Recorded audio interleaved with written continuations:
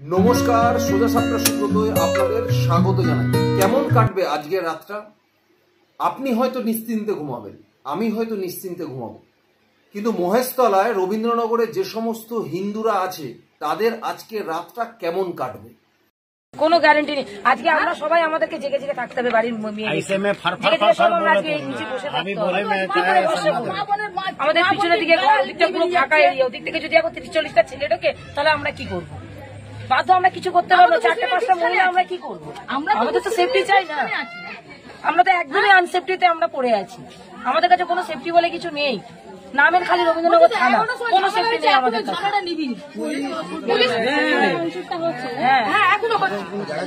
কোনো গাইড বলে কিছু নেই আমাদের কাছে।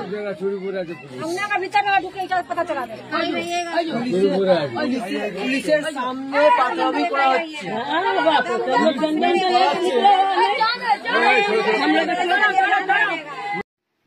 শুনলেন তো কেমন কাটবে তাদের রাত, কেমন কাটবে রবীন্দ্রনগরের হিন্দুদের রাত আজকে।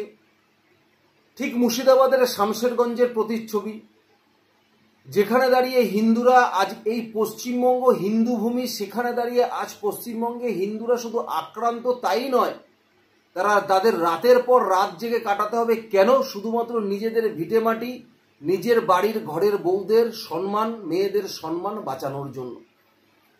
কোনো নিরাপত্তা নেই।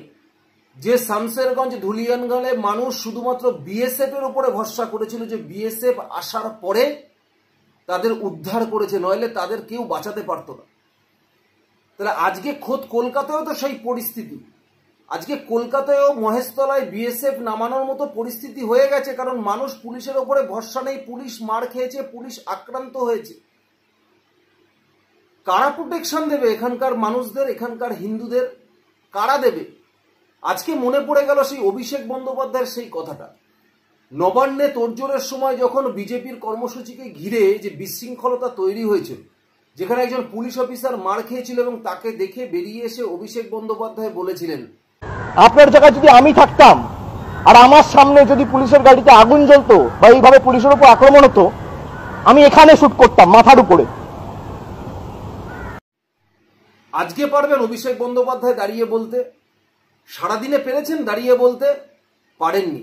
আজকে তারই তো লোকসভা ডায়মন্ড হারবার, যে লোকসভা, যে ডায়মন্ড হারবার মডেল করে উনি ঢেরা পিটিয়ে বেড়ায়, সেই ডায়মন্ড হারবার তার লোকসভার আজকে মহিলারা নিশ্চিন্তে ঘুমাতে পারবে না রাত্রে। একবারও বলতে পারবেন এসে যে যারা এই কাজ করেছে, পুলিশদের মেরেছে, তাদের এখানে গুলি করতে হবে? পারবেন? পারবেন না বলতে, পারবেন না বলতে। কারণ এটা আপনি একমাত্র বিজেপির ক্ষেত্রেই বলতে পারবেন। বিজেপির কর্মীদের বিরুদ্ধে বলতে পারবেন, হিন্দুদের বিরুদ্ধে বলতে পারবেন, মুসলমানদের বিরুদ্ধে বলার মতো ক্ষমতা আপনার নেই।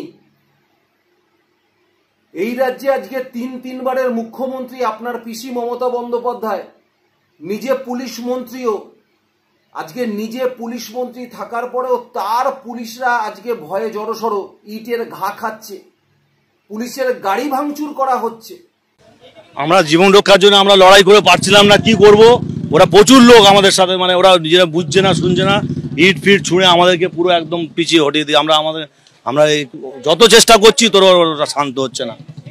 আর আমরা তো অবস্থায় পড়ে গেছিলেন আপনারা? আমরা মরণ বাঁচানোর অবস্থায় পড়ে গেছি। কি করব আমরা? আমরা যতটা পেরেছি লড়েছি। আমাদের একজন ডিসি সাহেব আহত হয়েছে, সার্জেন্ট সাহেব আহত হয়েছে, আমাদের একটা লেডি কনস্টেবল, এই লেডি একটা কেএইচজি, ওনার মাথায় ইট পড়েছে।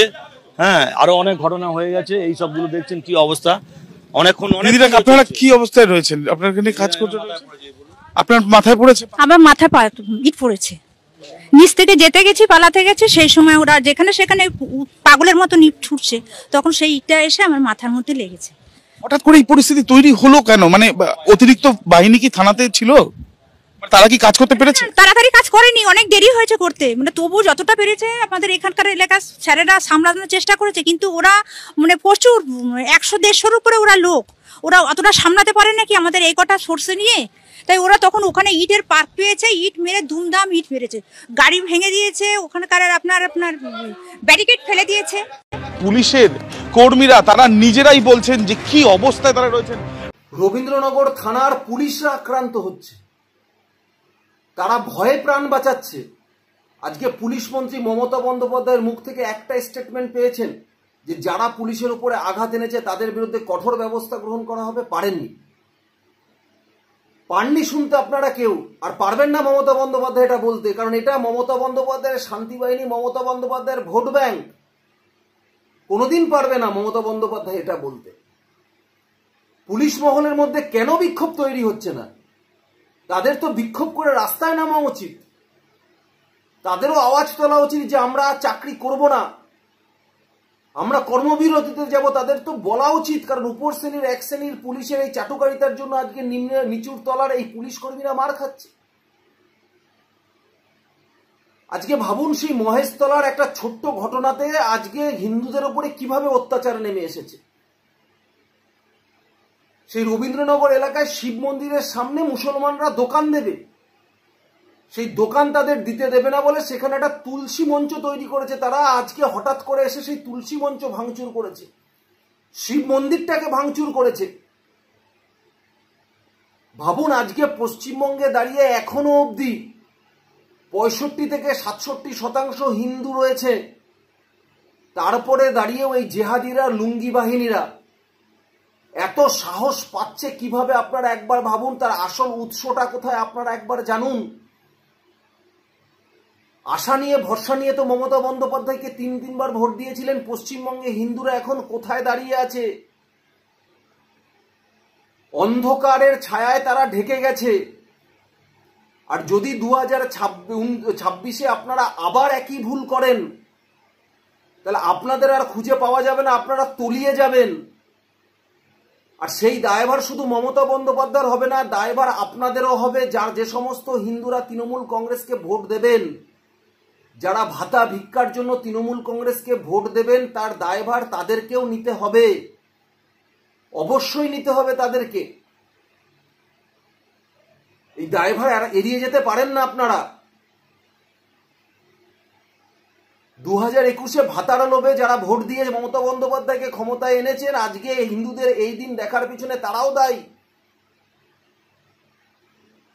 পরপর পর্যায়ক্রম দেখে নিন, একই রকম ঘটনা। মুর্শিদাবাদের শামসেরগঞ্জ, ধুলিয়ান সব হিন্দু শূন্য করবার পরিকল্পনা, মোথাবাড়ি হিন্দু শূন্য করবার পরিকল্পনা, বেছে বেছে হিন্দুদের দোকান ভাঙচুর, বেছে বেছে হিন্দুদের বাড়ি লুট। তাহলে এদের আসল উদ্দেশ্য কি, আসল পরিকল্পনা কি? হিন্দুদের সম্পত্তি আত্মসাৎ করা, শরিয়ত আইন চালু করা এদের আসল উদ্দেশ্য কি? এরপরে দাঁড়িয়েও যারা এই ধর্মনিরপেক্ষতার নামে, যারা সেকুলারিজমের নামে আজকে চুপ করে থাকবেন আর এই মমতাকে আবার ক্ষমতায় নিয়ে আসবেন, তারাও দায়ী। যদি এই পশ্চিমবঙ্গে হিন্দুদের বাঁচতে হয়, তাহলে একমাত্র তাদের একটাই উপায়, সেটা হচ্ছে 2026-এ গণতান্ত্রিক পদ্ধতির মধ্যে থেকে এই সরকারের পতন ঘটাতে হবে। এই সরকারের পরিবর্তন ছাড়া পশ্চিমবঙ্গের কোনো হিন্দুর কাছে আর কোনো রাস্তা অবশিষ্ট নেই। কোনো রাস্তা আপনাদের কাছে আর অবশিষ্ট নেই, শুধু একটাই রাস্তা অবশিষ্ট আছে, সেটা হচ্ছে 2026-এ পরিবর্তন করা। না হলে যে শ্যামাপ্রসাদ মুখোপাধ্যায়ের স্বাদের এই পশ্চিমবঙ্গ হিন্দু ভূমি, সেই পশ্চিমবঙ্গ আজকে কোথায় গিয়ে দাঁড়িয়ে আছে একবার আপনারা কল্পনা করে দেখুন। শুধু আপনার আমার সমস্যা নয়, টোটাল হিন্দু জাতির সমস্যা হয়ে দাঁড়িয়েছে। এরা কোনো হিন্দুকে থাকতে দেবে না এখানে। তাই একটাই উপায় আছে 2026-এর সরকারের পরিবর্তন করা, এছাড়া অন্য কোনো আর উপায় নেই। বাকিটা আপনাদের উপরেই ছাড়লাম। ধন্যবাদ, নমস্কার।